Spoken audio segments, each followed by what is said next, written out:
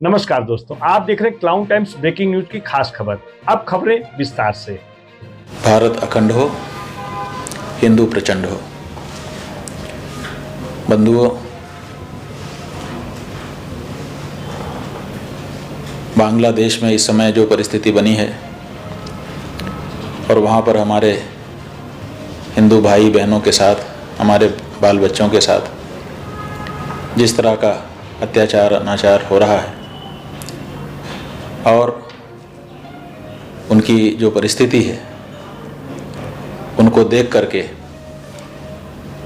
हृदय बहुत दुखी है।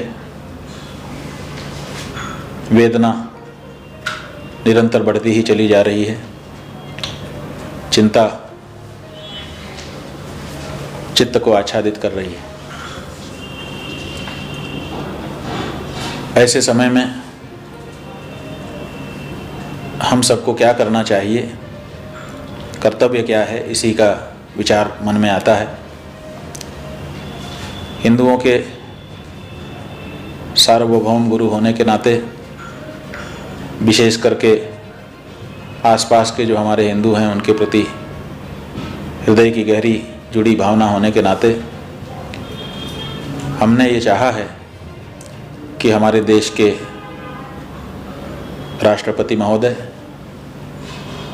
प्रधानमंत्री जी और हमारी सरकार ऐसे समय में हम हिंदुओं की रक्षा के लिए आगे आए। इसीलिए जैसे ही ये घटना वहाँ पर हुई थी, तख्तापलट हुआ था, उसी दिन हमने एक वक्तव्य वहाँ की सेना के नाम जारी किया था कि आपका ये दायित्व है, आपने निवर्तमान सत्ता से अपने हाथ में सत्ता ली है, आप आगे चल कर के जो भी करेंगे, लेकिन इस समय सबसे ज़रूरी कार्य है कि आप इस बारे में ध्यान रखें कि बांग्लादेश में जो हमारे हिंदू भाई रह रहे हैं, बहनें रह रही हैं, परिवार रह रहे हैं, उनको किसी प्रकार की चोट चपेट न लगे, आँच ना आए। हालांकि वहाँ की जो सेना सरकार थी वो इसमें पूरी तरह से सफल नहीं रही और हम हिंदुओं पर बड़े अत्याचार हुए और अभी भी हो रहे हैं। इसीलिए हमने आज भारत की महामहिम राष्ट्रपति श्रीमती द्रौपदी मुर्मू जी के लिए एक पत्र भेजा है। उस पत्र को आप सबके सामने भी हम रखना चाहते हैं। पढ़ करके हम उसको सुना रहे हैं और फिर इस पर आप सबका भी सहयोग हम चाहेंगे। महामहिम राष्ट्रपति जी को जो पत्र हमने लिखा है उसका प्रारूप ये है। महोदय, आप और राष्ट्र का सर्वविध उत्कर्ष हो। इस शुभाशंसा के साथ संपूर्ण विश्व के हिंदुओं के गुरु होने के नाते मैं आपका ध्यान इस भयावह तथ्य की ओर आकर्षित करना चाहता हूं कि पड़ोसी राष्ट्र बांग्लादेश में 5 अगस्त 2024 ईस्वी के दिन हुए सत्ता परिवर्तन के पश्चात से उक्त देश में उसके मूल निवासी अल्पसंख्यक हिंदू धर्मावलंबी निरपराध स्त्री, पुरुष एवं अबोध बालकों की नृशंस हत्या की जा रही है। हिंदू महिलाओं के साथ बलात्कार किया जा रहा है। हिंदुओं की संपत्तियों को नष्ट किया जा रहा है। वहाँ की वर्तमान सत्ता हिंदुओं पर उपद्रवी तत्वों के द्वारा किए जा रहे बर्बर अत्याचारों को रोकने में अब तक समर्थ नहीं हो सकी है। यह सर्वविदित तथ्य है कि वर्ष 1947 में भारतवर्ष का विभाजन चरमपंथियों की इसी चिंतन धारा के आधार पर हुआ था कि हिंदुओं तथा मुस्लिमों की धार्मिक मान्यताओं, रूढ़ियों, प्रथाओं, उपासना पद्धतियों, सभ्यताओं, संस्कृतियों, इतिहासों आदि के अंतर के कारण ये दोनों दो पृथक राष्ट्र हैं और इनसे एक राष्ट्र का निर्माण नहीं किया जा सकता है। उनकी इसी सोच के आधार पर भारत का विभाजन हुआ, जिसके कारण आज के ही दिन अर्थात 14 अगस्त 1947 के दिन पाकिस्तान का जन्म हुआ। पाकिस्तान के विभाजन के पश्चात 16 दिसंबर 1971 के दिन पाकिस्तानी सेना के द्वारा भारतीय सेना के समक्ष किए गए आत्मसमर्पण के फलस्वरूप बांग्लादेश अस्तित्व में आया।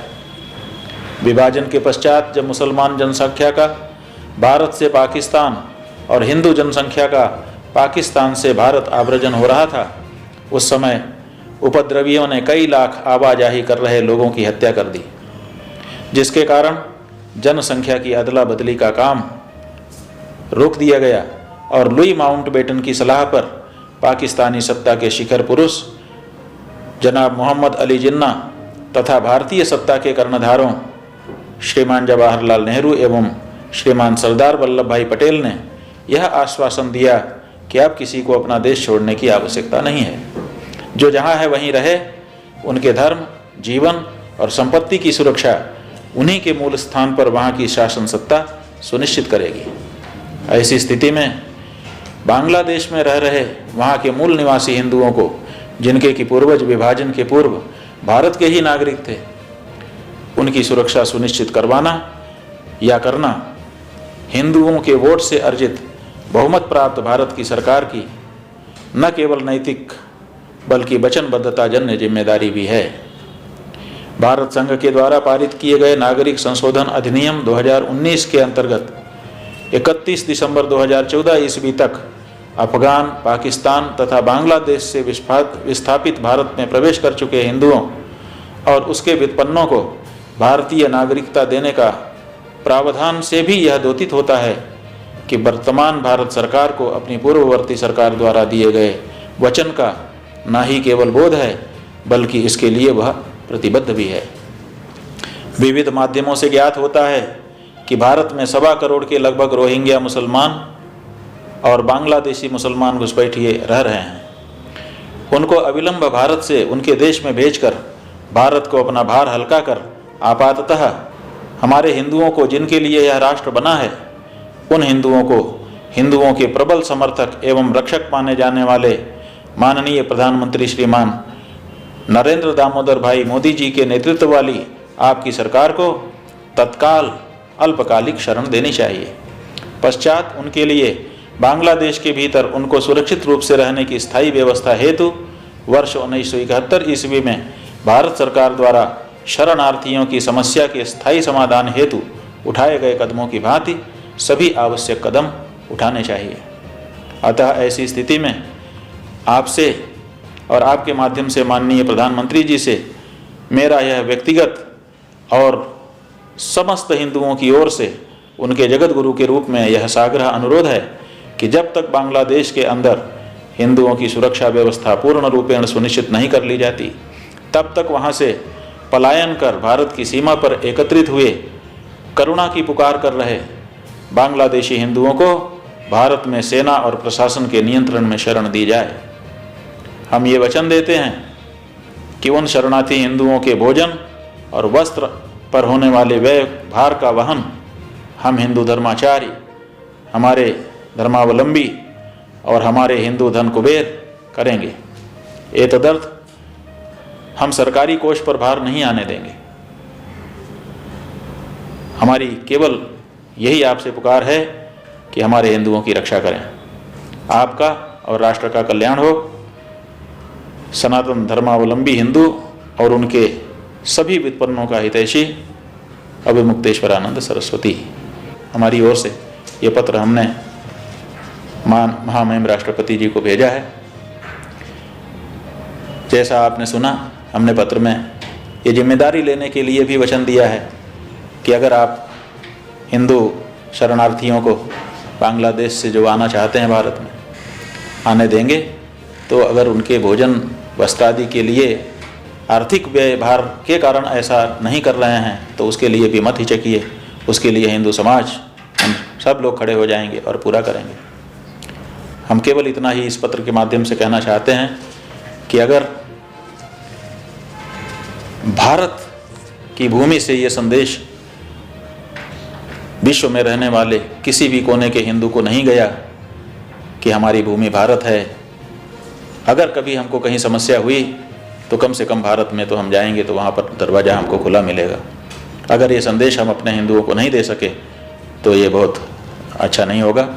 इसलिए प्रत्येक हिंदू को इस बात का भरोसा होना चाहिए कि संकट में अगर हम पड़ेंगे, भले हम बाकी दिन कहीं रहें, लेकिन कभी संकट होगा तो भारत हम जाएंगे, वो हमारी भूमि है और वहाँ हमको आश्रय जरूर मिलेगा।